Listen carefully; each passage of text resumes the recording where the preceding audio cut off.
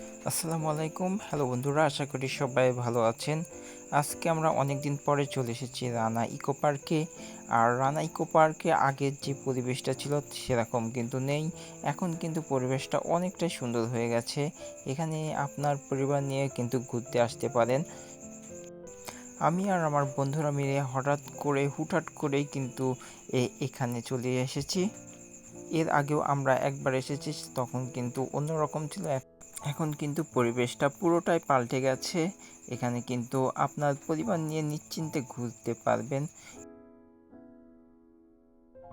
এখানে আমরা ৩ বন্ধু একসাথে এসেছি। আরেক বন্ধু তার কোম্পানির চাকরির সুবাদে সেখান থেকে এই জায়গায় পিকনিক করছে।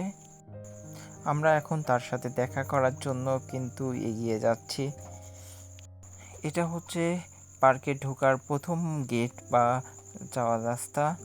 এদিকে ছেলেপেলেরা কিন্তু সুন্দরভাবে খেলাধুলা করছে। এই সুপারম্যানের সাথে কিন্তু আমরা ছবি উঠেছি।